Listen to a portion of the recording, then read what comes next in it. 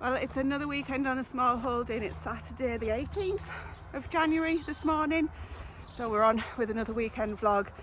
Now, on our New Year's Day video, one of the things that I alluded to was problems that we've got in the barn, which part of them we've brought on ourselves. So today we're going to take it all through those and some of the other problems that hopefully we're going to be resolving. Right, so first of all, one of the big problems we've got to deal with is rats. You won't see any now because it's daylight, but on the morning when we come over, it's still dark, and as soon as we flick this light on in the barn, they just scatter everywhere. Now, we have been trying to keep on top of them with the dogs, with the air rifle. It seems at the minute that they're getting a bit out of control. So one of the first jobs we've got to get done today is tidy this place up so they've got less places to go and hide. Well, this has been going on for a few weeks now, but it just seems to be getting more and more. So not only are there filthy, dirty things to have around, they're also causing quite a bit of damage. So we buy these shavings bales for the horses for the bedding. They're like £7 a piece, and as you can see, the rats have chewed them all up, and then the chickens get in. The ones that are out, we're going to deal with that problem today as well, and then they just scatter it around everywhere. So they're costing us money, they're absolutely filthy, so it's a job that's first on the list for today.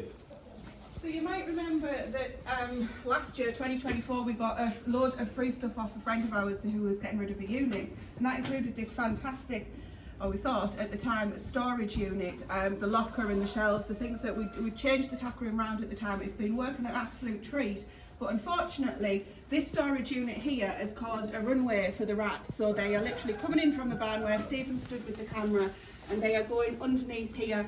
We can't get to them underneath there. Stephen did say that we've been using the dogs and the air rifle, that kind of thing, to stay on top of them. One thing he hasn't mentioned is poison. We don't use poison here on the Smallholding. It's something that we're basically too frightened to use.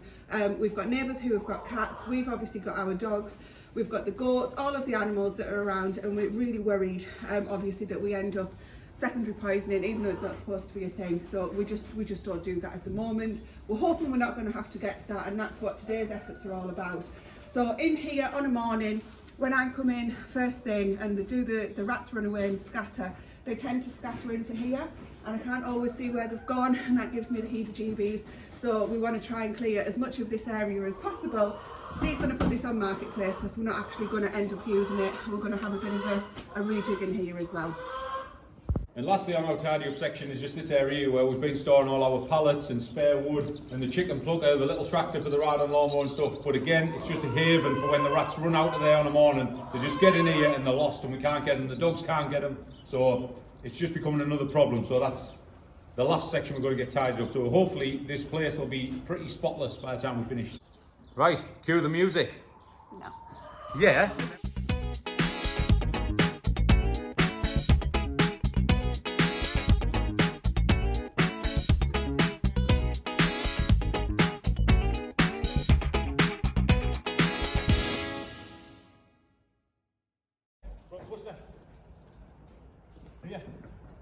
Stephen's putting the boys back in the garden, the little dogs there, because there's just so much dirty stuff in here that they're obviously eating and trying to get into, and we don't want any more poorly animals. Got an update actually on animal related later. I mean, here you can see I've just swept out here. It's on the time lapse. Steve's doing that on his phone, but we found out where the rats are going, because they always use this as a runway on a morning. But also just next to me here, I'll do a little overlay for you to see.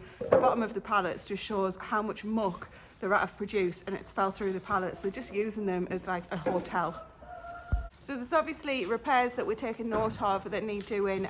By repairs I mean whole holes that the rats have created that they're using as their escape routes. We've found a couple already. But anyway, next on the list, now that the boys are inside, I'm going to get all this swept that I've just shown you there. We're working on this pile here. Steve's actually got his phone on time lapse just so we can feel like we've achieved something and see it at the end. He's taken all of this outside, and then what we're going to do is empty the tack room and see what can be kept where. Some of the stuff that was down here he's keeping in the Wendy house that we've got over in the veg plot as well. And just thinking where things can be prioritised for storage. Right, so now we've got it all cleared out over here. We've noticed one of the main points to coming in, so we're just going to block that up with a bit of solid wood.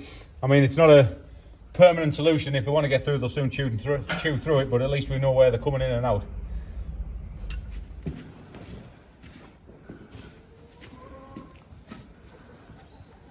you want to double them up or put them on the end?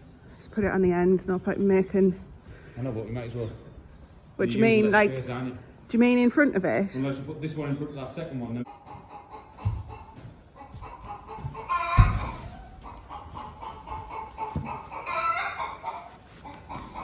I do offer to help, but I always get told no.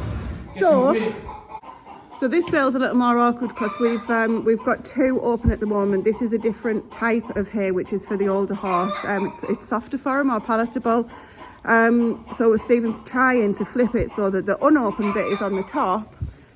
And the reason that it's still got the band around it is just so that we can try and keep it contained, because obviously he's made the pen over here for the hay when it's open, just to keep it all in one space, but we didn't expect to have two on the go, so that's why it's looking like that. So this is the plan for now.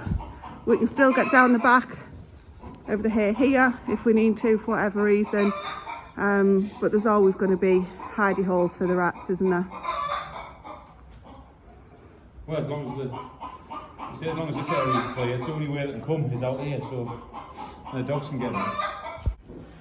Next up, we're going to move on to the tack room. There's a lot of noise in the background because we've given the horses the treat balls, because when we start moving things around in here, they get a little bit nervy, not knowing what all the banging is right next to them. So what's the plan, Steve? We're going to have to get rid of this. It was a good idea at the time, but it's just a haven for rats. Well, once we get it out, we'll show you what the problem is underneath. Where's that dog crate? We'll figure it out once it's out. I was looking for that. The problem is when you've got storage space, you just store crap. Right now we've got it all folded down. We'll show you what the problem is. If we can get it upright. What's your band? Oh my giddy hand. Just a haven. All this should live in the horse's stable. So what they're doing is,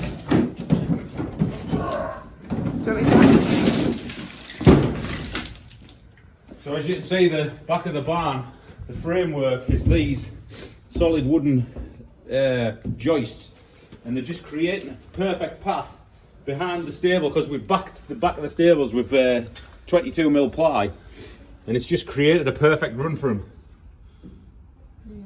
So I think actually we'll block that up, and then we'll block that up before we start putting stuff back. I mean, the bottom of that will act as a barrier for that. We need to block that side up there to stop them coming in from there. Next job. That's just disgusting. I'll sweep this up. There's a huge bit of timber there.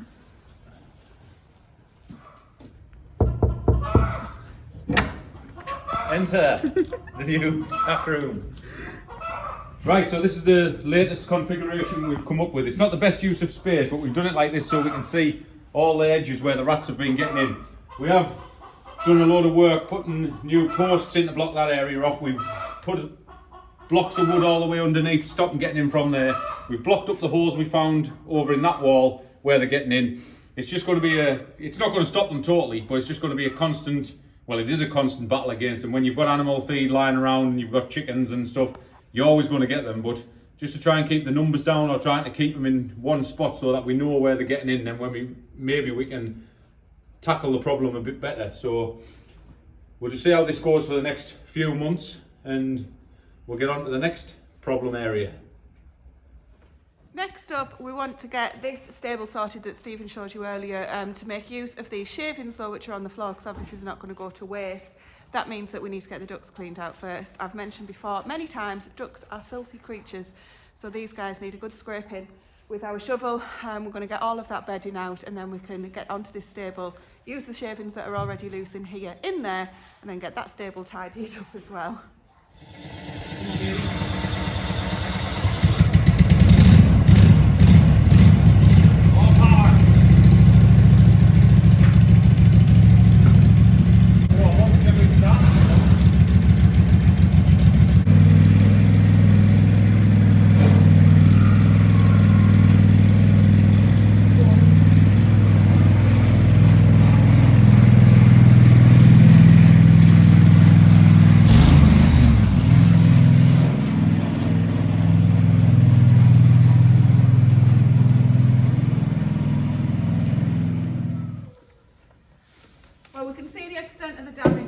I'm just taking all of these clean shavings that have been taken out of, we're thinking maybe 4 shaving bales worth, so you know, 30 quid or whatever it is. It's a lot of money. This we don't normally use for the ducks. We get straw because straw is a lot cheaper and it's fine on the compost heap. This generally is just for the horses. So using it for the ducks is a bit of a loss, to be honest, but it's all, you might be wondering why can't we use it for the horses. Obviously the rats have been on it, it's got rat muck in it and things like that, and the horses generally have it in the stables a lot longer than the ducks. So we've made that decision. We've got all of this here, which is clean as well. This line that was underneath the lawnmower that you saw Stephen taking out, there's actually questionable things underneath the lawnmower, so all of this is going to go just in the bin. But if you come over here, you can see the extent of some of the damage. They've literally taken a hole through from this spare stable into the little pony stable there, and there's another hole on the outside that they've gone through, they've created to get out into the outside world from inside the barn. This to the straight in front of me, to the left of you guys, is the runway that they've been using to the edge of the stable in the corner there, which I think Stephen's already repaired, where they've actually chewed another hole so that they're just literally coming in from outside through that stable into here and into the barn. So at least we found where they're coming in, another entrance where they're coming in, but again they've just completely destroyed these bags. So some of this is salvageable that I'm going to use in the stables for the horses. Once the rats have chewed into the shavings and started to get them out, the chickens that are wandering around that shouldn't be, we're going to come to that shit soon, they just start scratching it, and that's why it's just literally everywhere. So a combination, perfect storm really. So we're going to fill these barrels up and get them into the ducts and then see what we're left with.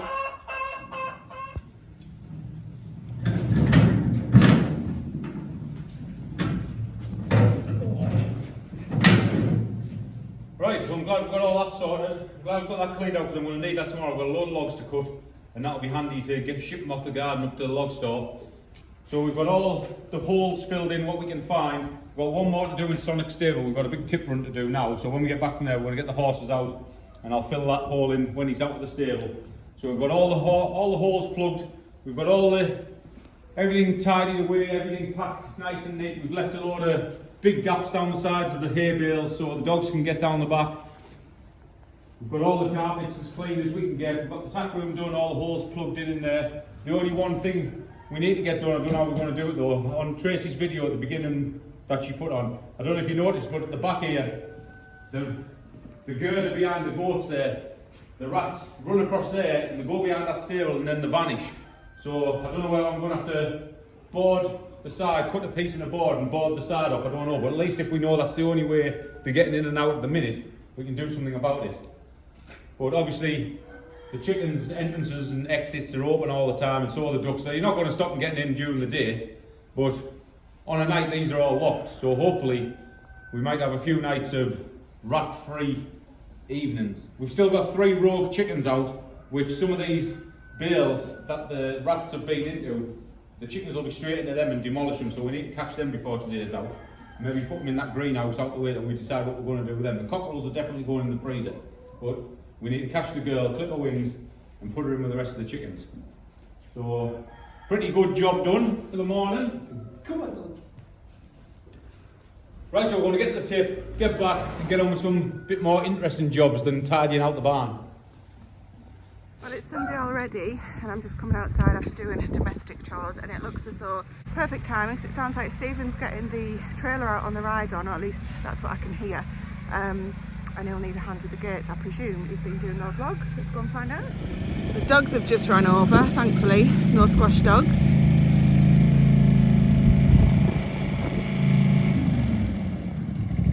Make a fuel stop. Oh, refueling.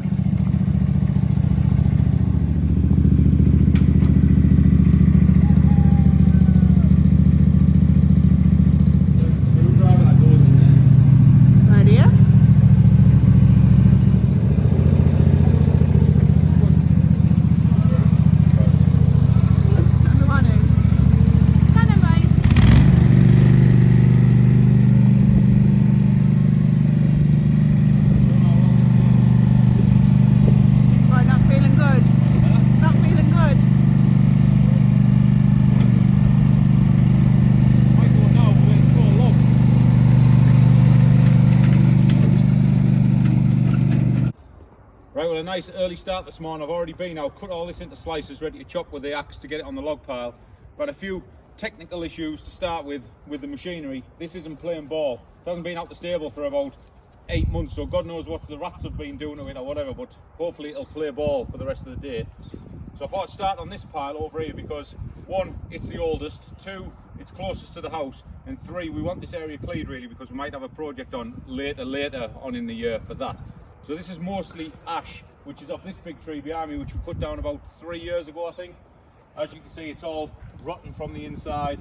So we were advised to take it down years before that, but we just held on, and then every year bigger and bigger bits were falling off, and it was getting a bit too dangerous. So unfortunately, it had to come down.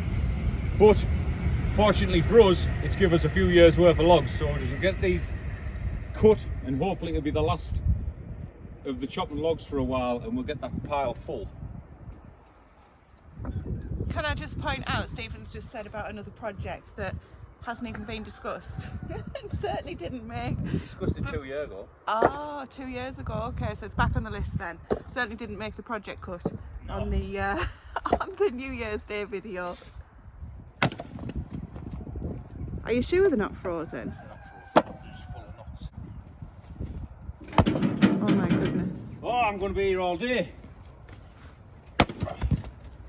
I've just thought while I'm on, unfortunately some of them are way beyond keeping, so they'll just be in the last load. I'll load all them up and take them down to where we have the bonfire pile, and we'll just burn them outside. It's a shame. Is there a lot? No, there's not that many really, but it's just obviously you can see where it's rotten all the way through. It's just like sponge. Well, that's why it was so blooming dangerous, wasn't it? Every storm we had. Right, boys, let's get you away from the axe. Go on, Buzz. You can do it.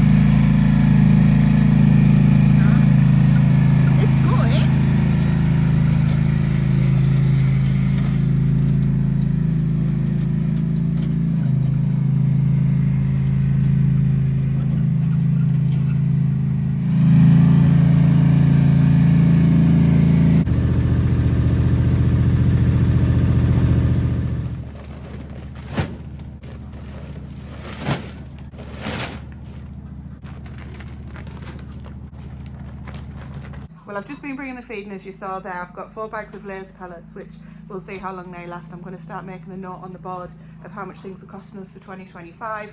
I don't normally get the layers pellets from where I grab the horse feed from, but I did this time just for ease, so everything from the same place. We need those more frequently than we need the horse feed, but they're going into the freezers that are in the tack room, doing an absolutely fantastic job of keeping the rats out of there. And I must say, it was just so nice doing the jobs this morning in the barn when it was all clean and tidy and organised and rat free. You're never rat free, but you know what I mean. So anyway, Stephen's just shouted me the sheep have got into the house garden because he's left the gate open while he's working, so he's asked me if I can persuade them to go and live in the paddock for the next couple of hours. So I'm going to grab some of these horse trees that I picked up, and we're going to go and get that done. I thought they were the little ones. They're not. They're absolutely huge, so I'm going to try and get their attention with the smell rather than rattling them in a bucket, because that's they're going to be gone in no time otherwise. Where are they?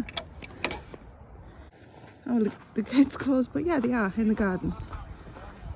Why is the gate closed then?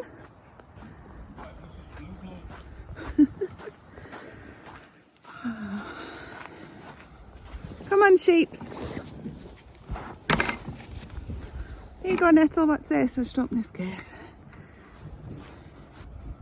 Right, they've had it because they didn't believe me. They only came so far out, and then I had to chase them out the rest, so couldn't get it on camera. But come on, girls. Ethel. No chance. I want to have to get something that rattles.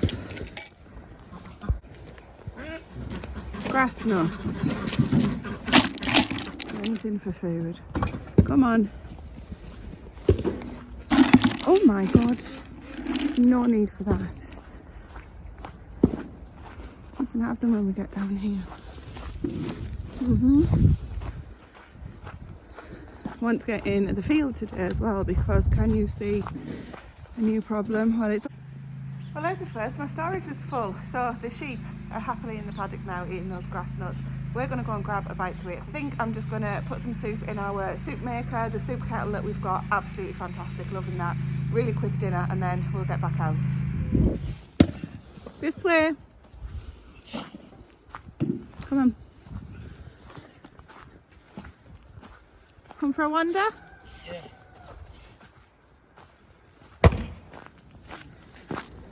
Stephen's dad's just turned up, so he's just chatting with him. But look at the size of this molehill. I can't believe it.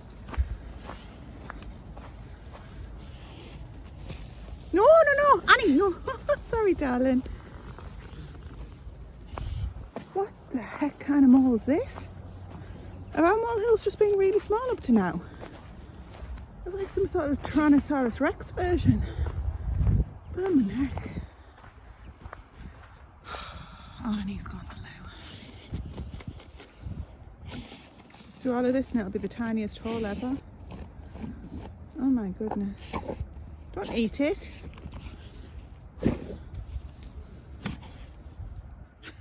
Are you listening to Dad? Come on. Oh man. Well, it's finally full. I promise you that's the last time you'll see the log pile for a few videos.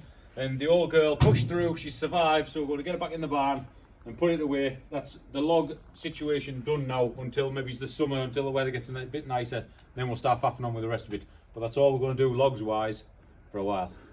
It is. What are you smiling at? It is. I was going to say you're going to put the fire on, it's freezing. I'm going to tap wood yet.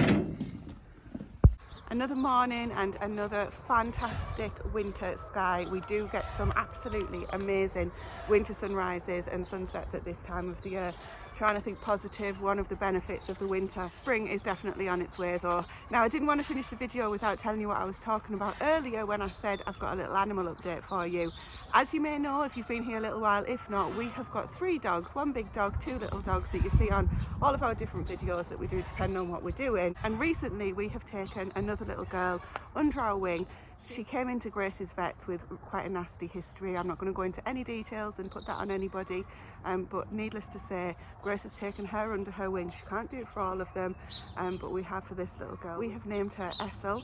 She's with us for end-of-life care, which might sound super sad, but for us that means giving her the best possible life for however long she's going to be with us, and that might be as little as just a couple of weeks based on some of the tests that we've got recently.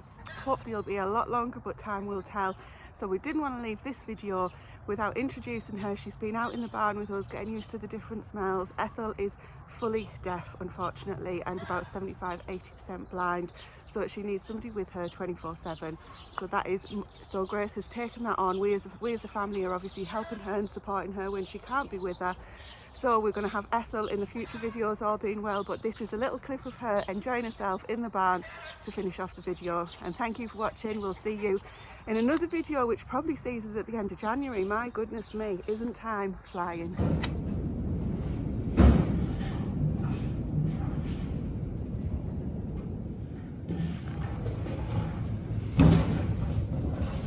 Hello, darling.